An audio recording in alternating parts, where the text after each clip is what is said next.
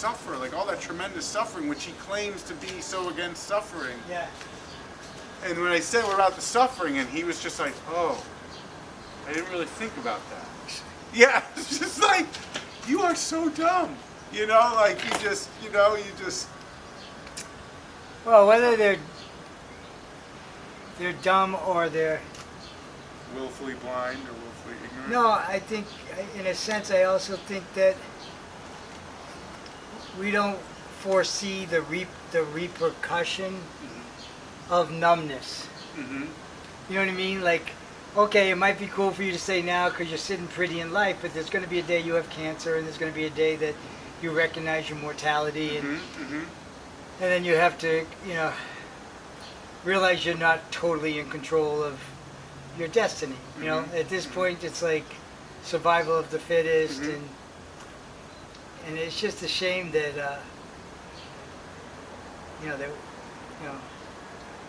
that life is,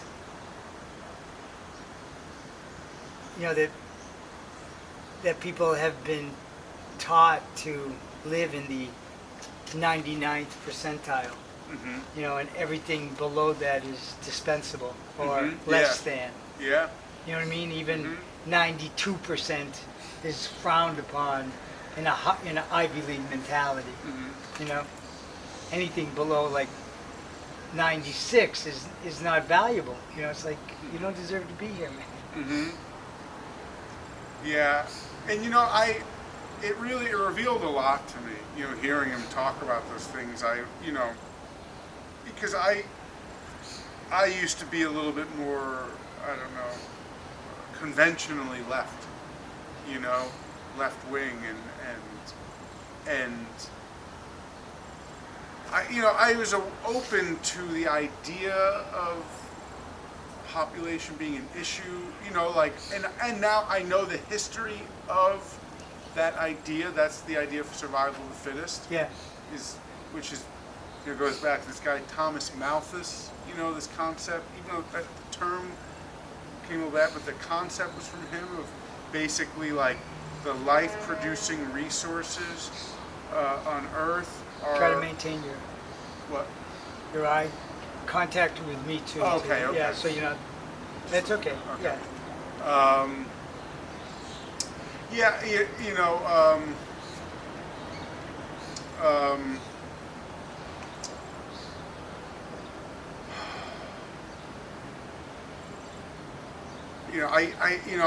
I was aware that the Thomas Malthus thing is that life-sustaining resources like food and energy are finite.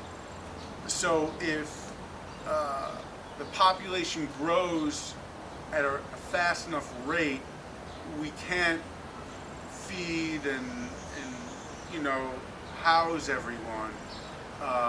So basically that justifies the fittest going out and surviving and grabbing a hold of those life-sustaining resources before a competitor does. Right.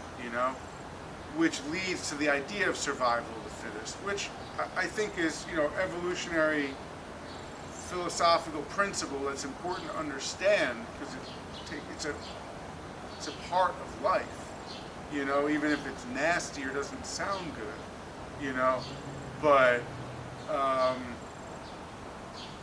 but they take it to a different level. They would consider proactive, but that's what's eugenics. Yeah.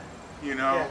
And that's really where, like Hitler and the Nazis learned it from the British and the Americans, in the European eugenics movement, which was basically like, look, we've got to get on top of this, before it spins out of control. But you had people like Bucky Fuller, who were saying, whatever, 40 or 50 years ago, basically saying some things along the lines of, we have enough, we could bring like the majority of people in the world to Texas, and each person have a tiny little piece of land for themselves, and going in the face of that argument, saying, no, we can do this, but our leaders just don't want to do it. And maybe they would argue, well, if we start doing that, then population will really spin out of control. And that's why you have people like Bill Gates, giving like TED Talks and shit 10 years ago talking about this stuff. Yeah. In an almost gleeful way, like this guy I'm telling you about being like, well, population control is a real issue and we gotta, and it's like, all right, well then, what do you really say? I know what you're, but what are you really saying? And can you say it to the camera now so that everyone gets to see that really what you're saying is, we need to do something to make sure that in certain areas their population is, kept down. And there are various ways to do that, and these people said these things out loud,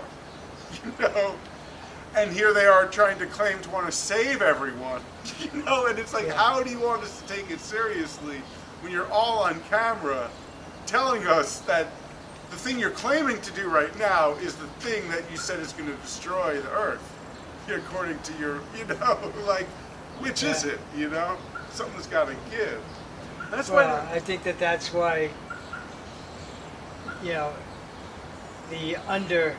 underpinning, like an endorsement, like you're endorsing, Coca-Cola as being something that's part of a natural social outing. It makes people happy, it brings people together. Mm-hmm. But underneath it, it's like, it's a big contract. Yeah. So you endorse it, but then your incentive is to not bring people together, to actually keep them as far apart from each other as possible. Yeah. But you're reeling them in, thinking on the surface anyway that you're one of the good guys. Yeah. Which is, I think. Yeah, which is part of the magic trick of it all. Yeah. Like how to maintain the appearance of the hero, the good person that's trying to save everyone, while you're a tyrant, or you're doing the opposite. Yeah. While you're, we're doing this to help people, but then why are all these people dying, and why are all their medical people saying, well, the people that you gave these shots to, why is this X percentage of them have higher rates of all these other problems? Like, yes, maybe your shot helped them in that one specific illness that they're supposed to protect them from, but at the sacrifice of their general health, Yeah, and where they go with that is that's inconclusive. We've yet to determine that. Mm-hmm. It's kind of like we'll have to wait on time. It's not necessarily true from the information we get. Yep. There were external, things going on in their body that maybe had something to do with it. Right. They'll do anything to kind of, to diffuse, mm-hmm. The distinct possibility that it had something to do with the jab. Right. They'll diffuse that. Yeah. At every. Like that's the one thing they're certain of. It Yeah. had nothing to do with that. Like that's the one thing we know. Meanwhile, they'll be like, something wrong with you? Because of COVID. It was COVID. Oh, then how are you so certain, or that COVID wasn't a problem because of the benefit of the jab? So how do you isolate out all those other factors? Yeah. But now you're. But the idea, basically now is from the hunter's standpoint, mm-hmm. Or from the hunted standpoint. Mm-hmm. How do we set up camp to get them off of our trail? Take the scent out of the trail. Mm-hmm. So now it's our responsibility, to not to go at them with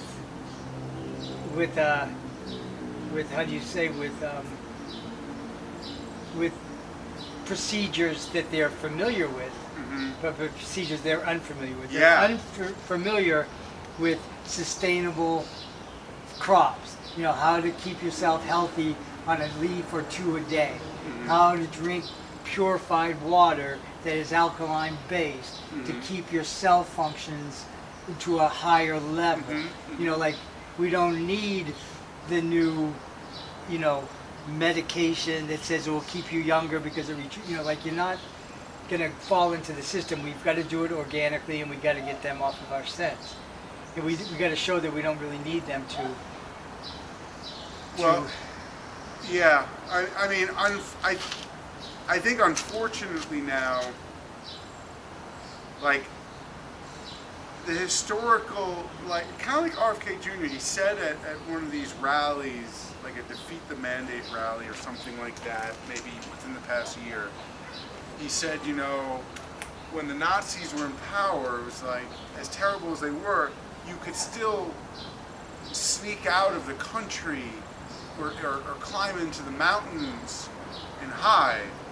Now, it's like they've built, you know, this global, you know, satellite surveillance network where it's like, where do you go now? And so there are these people that are talking about, like I saw a headline of this article, it's basically saying the type of authoritarian and totalitarianism that we're seeing in America for, you know, since COVID, you know, and being cheered on by the quote-unquote liberals. Basically, like, this isn't unique to America. This is happening all over the world now. Yeah. And each citizens from all these countries, they just are more focused on their country, and they hear a little bit about other countries. But the reality, this is a global thing that's happening.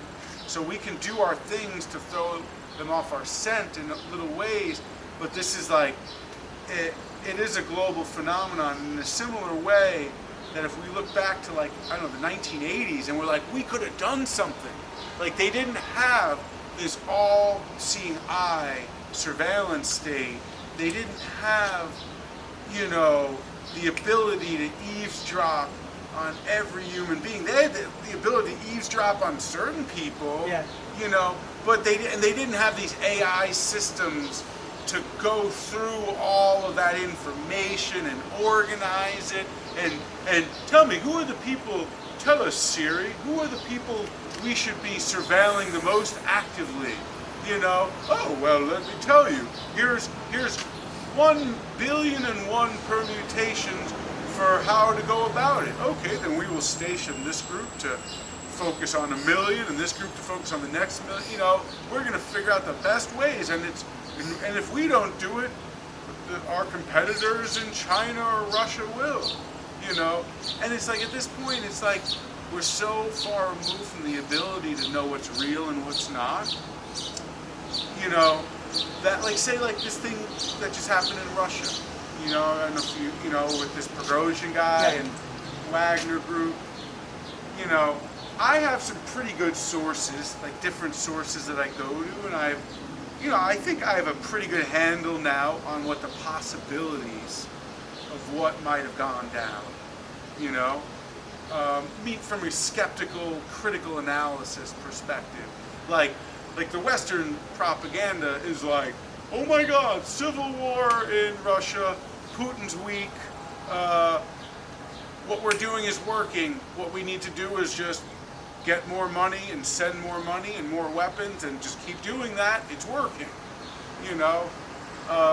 Meanwhile, you know, it's like, it's really hard to know what the fuck really did and didn't happen, you know. And I have enough sources that I think I can approximate and narrow it down to a few options, you know.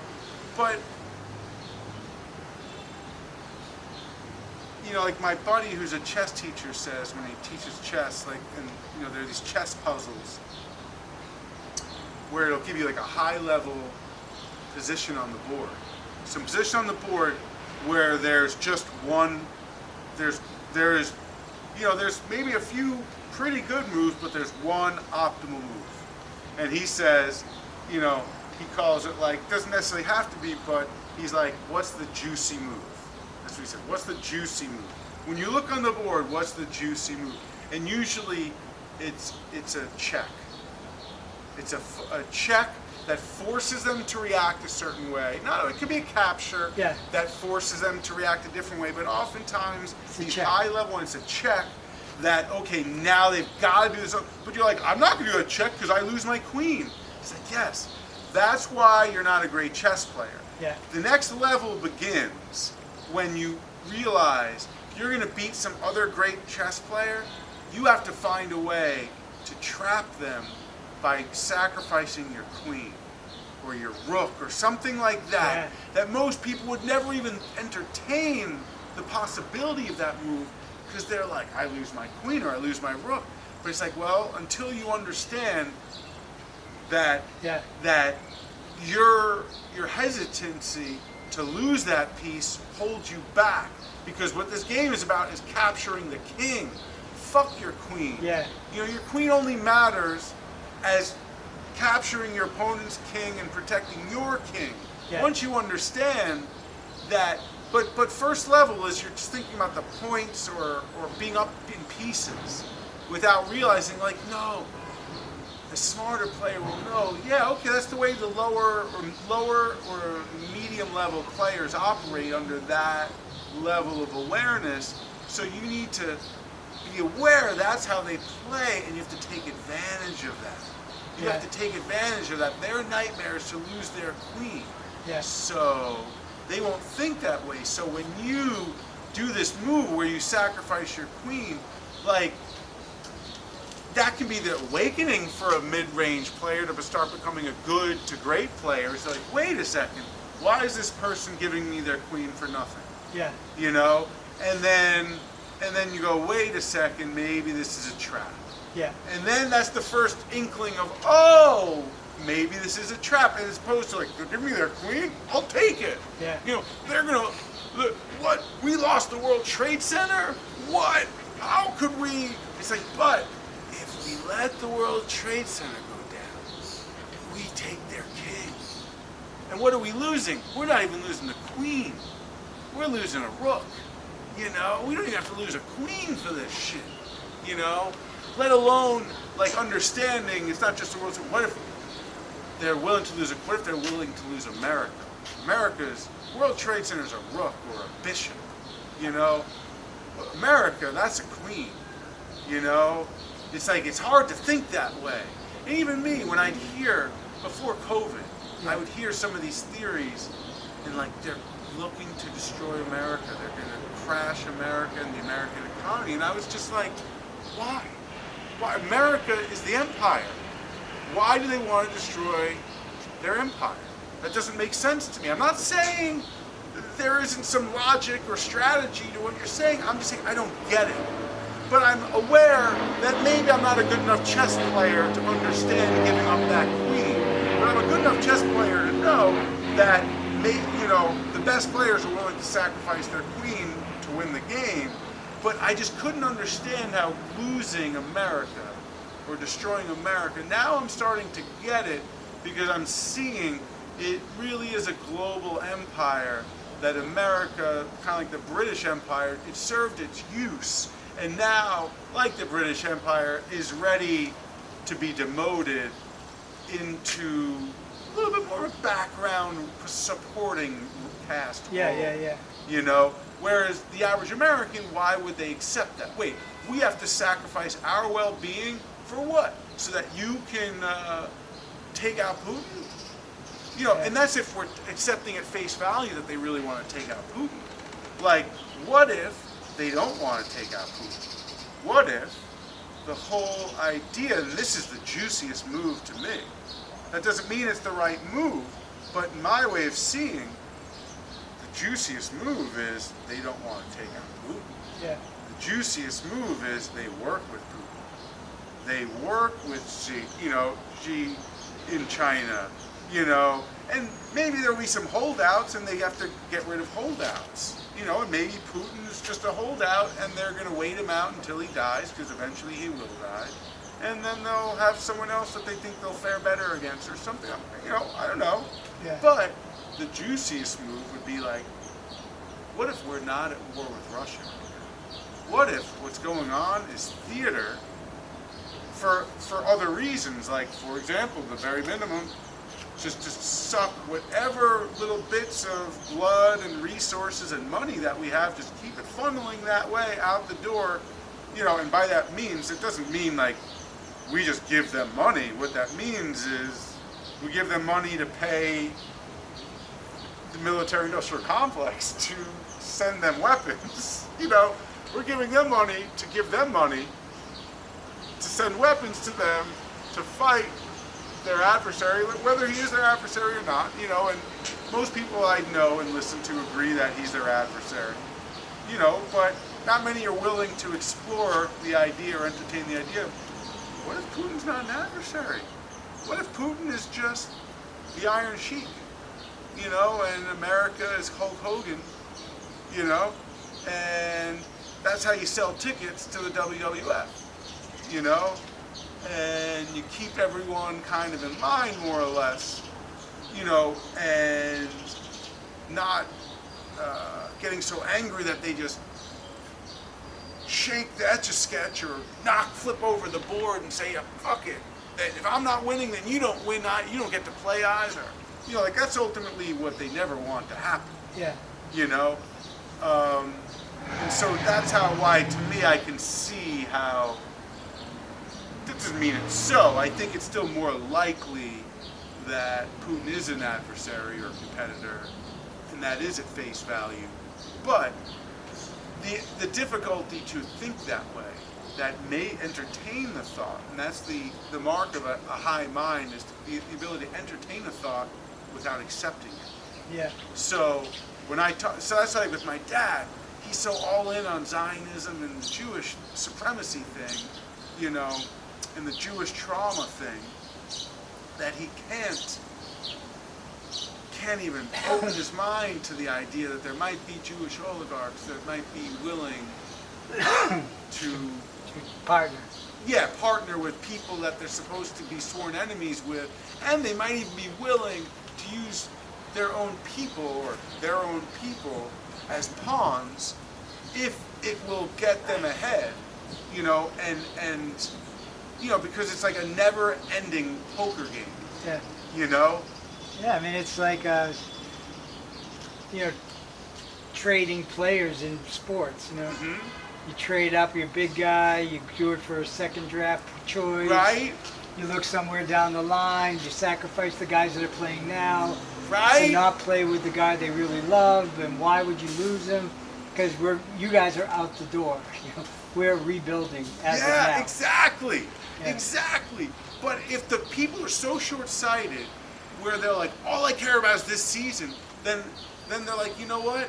Like, we can't sell you on this idea. We can't manufacture. Well, they're ideal. They're like, we got this. And the bigger picture is like, no, we're a major piece away from gutting this. We're going up against LeBron, or we're going up against someone else, and we don't match up against them well. Those guys will be gone eventually, and we'll match up, but we've got to trade up. Or we've got to wait our, you know. We've got to sacrifice some temporary short-run positives for the long-run greater good. Yeah. And that's where... And that's a speculation, too. Yeah. It's not necessarily certain. Right? Because maybe you trade away that guy, but then that guy ends up being Tom Brady, who's got another 10 years left in the tank or whatever. And you're like, why the fuck did we do that? Why we didn't have to go through these 5 years of mediocrity as the Patriots. We could have still been a Super Bowl winner and contender these past handful of years. We thought we were doing this move because that it was for the end greater... of his, we got to go to the future. Yeah, but you know, you were a little wrong on that because... You know, Brady's still playing, and he's still winning, and he's still winning Super Bowls. And he took a team that was a nobody team and just turned them into a Super Bowl winner, you know, and like well, he also played vengeance. You know, he went out vengefully, and probably the final 2 years of his comeback were not quite as romantic. Yeah, yeah. But he took the momentum coming out of there, going, you know, they stuck it to me. They didn't keep me part of them. I'll Yeah, I'll show them. And he showed him for one season. He stuck it to him. Yeah. Yeah. But the idea of sacrificing the now for the greater good, and in a similar way, like you try to say to a child, like, look, just don't have this thing now, forego this treat now, and you will have so many treats later, like 20,000 treats later, and they can't. They're just like, no, I want this treat now. And it's like, and you know that it's like that ability to see ahead, moves ahead, whereas others can't. Like, that is one of the things that separates humans from non-humans. Yeah.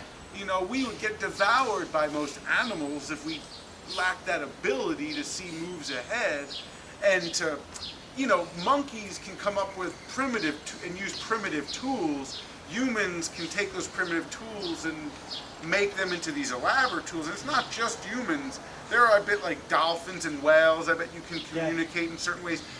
Fungus, like mushrooms, does stuff like that with underground, you know, like, but it's not trying to dominate, or like humans have this thing. I feel like we are this temporary, we're like a midwife. Yeah. You know? We're like midwifing something that we're not even aware of. And we just think, oh, look at the Statue of Liberty, look at the Empire State Building, look at Picasso, look at, you know, going to the moon or whatever, you know, and it's like, okay, but like really, this stuff we're so enamored while we're, you know, all busy blowing each other, and, you know, it's like we're actually a part of a bigger thing we're not realizing. And that's kind of like where, like, in a way, like, I don't know if I sent it to you, but I have to watch the rest of Yuji Krishnamurti talking to this, like, this rabbi, this kind of unconventional rabbi, and this rabbi talking to him, and he says it, and it's like, the Bible is saying, the Old Testament is saying, part of what the mission is to, like, I forgot, something like to create a new robot, like a new, that's part of what it's about. But us humans don't get it because we're part of this creation process. So we struggle to pull the camera back and put perspective on the great bigger picture, you know. But like the Bible or like that movie Pi, it goes into like the numbers and the numerology of it, and there is the sacred geometry, you know, these numbers that just keep on repeating. And you say this to most people, and they're like, oh, this is just speculative, crazy talk. And I'm like, yes, okay, to some extent, or at least from our perspective, it is, because we don't see a bigger picture.